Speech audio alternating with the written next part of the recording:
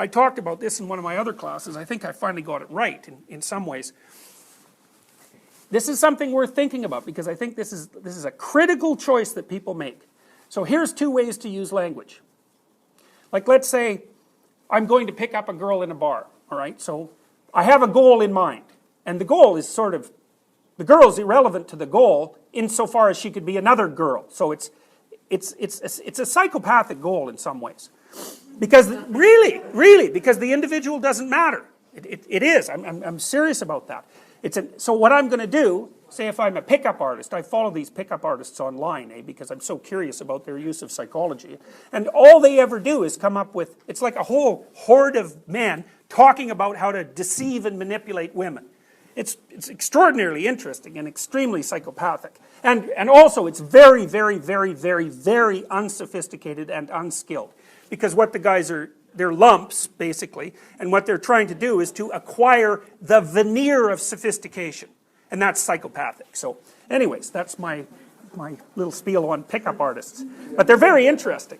So what they're doing is teaching their followers instrumental language. So if you want to sleep with a girl, here's how to do it. Here's how to manipulate her, you know. And they have a bunch of tricks like wear an expensive watch and dress up, and also don't just dress up, so dress up rich, roughly speaking, but also add something peculiar to your wardrobe, like something that really stands out as somewhat odd. They call that peacocking.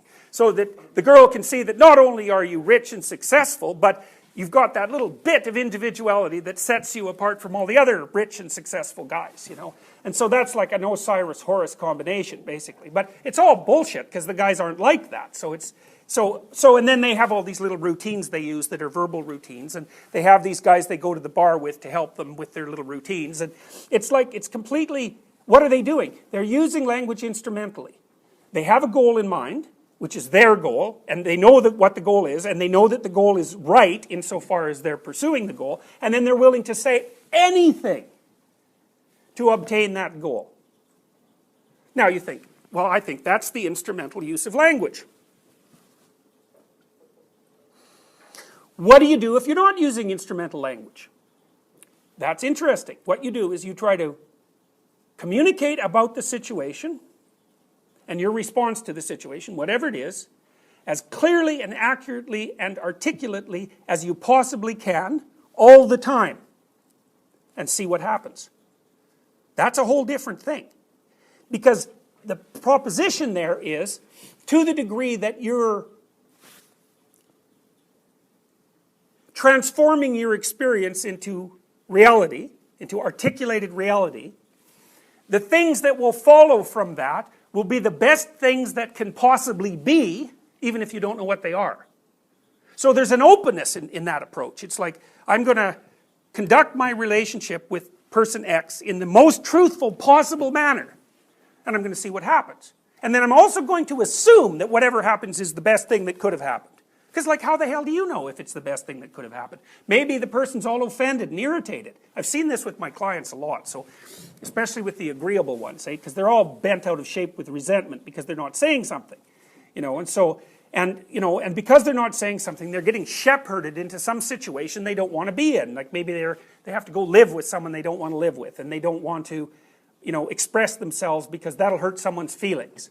It's like, so we talk about that in a bunch, and we figure out how you could say what you actually think. And usually what happens is, they say it, they get in a whole bunch of trouble, and then 2 days later the problem goes away. So, they're afraid to say what they're actually using silence instrumentally, basically, because their idea is, I don't want to fight with you. Well, so how do I not fight with you? I don't say anything that will upset you. It's like, will upset you when, exactly? You know, like if you're an intimate partner with someone and you see them doing something stupid repeatedly that is going to lead them into a pit in like a month or 2 months or a year, 5 years, you don't get to say, well, I'm not going to fight with you just because that'll be trouble, because sooner or later they're going to fall in a pit and that's going to be trouble too. So you're not doing them any damn favors, you're just forestalling the catastrophe into the future. It's not helpful. Where instead you could say, well, here's how it looks to me, and this is, how it looks to me like this is where this is going, and you probably don't want to go there, and even if you do, I'm not going to aid and abet it. And then they're going to get all upset, and they're going to tell you that you're interfering, and that you're mean, and that you're cruel, and that you can only see the bad in things. And if you withstand all that, then they're going to get really angry and stomp out, and if you can withstand that, then they're going to cry. They'll go home and think about it, and a week later they'll come back and say, I never want to see you again. Probably not. Or they'll say, geez, I thought about that, and what you said made sense, and I'm going to do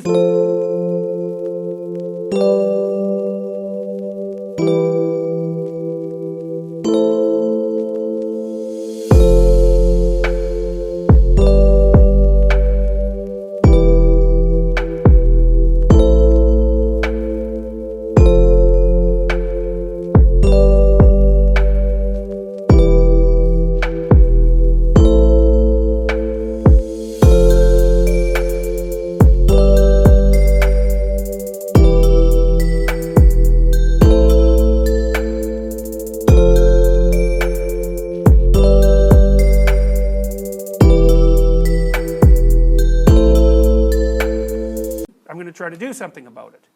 So,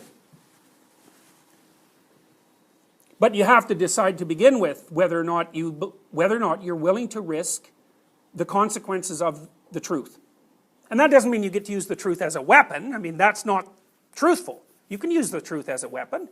If you see someone who's perhaps not as attractive as they could be, you could say, you're rather ugly. Which in some sense is the truth. It's a statement about, but it's not the truth at all, because for it to be the truth, it has to be embedded. What it really has to be is embedded in the Osiris-Horus pyramid. What the utterance has to serve the entire function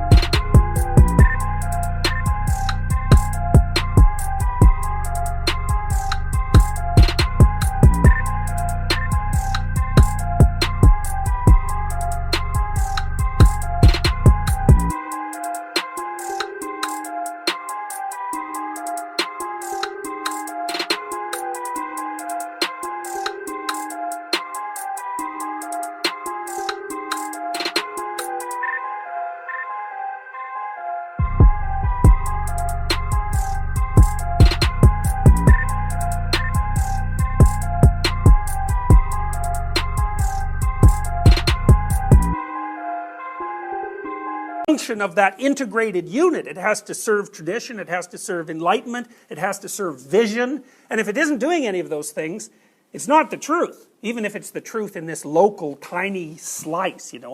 I just told you the truth. It's like, no, you didn't. You took a little fragment of what could be interpreted to be the truth, and you turned it into a bat, and then you hit me with the bat, and then you defended yourself by a false argument that's claiming that when you use the truth in a local manner like that, you're actually moral. That's right, that's not true. It's incredibly deceptive, because, the best way to deceive someone is to sort of tell them the truth. And then you can really get the person then, because not only are you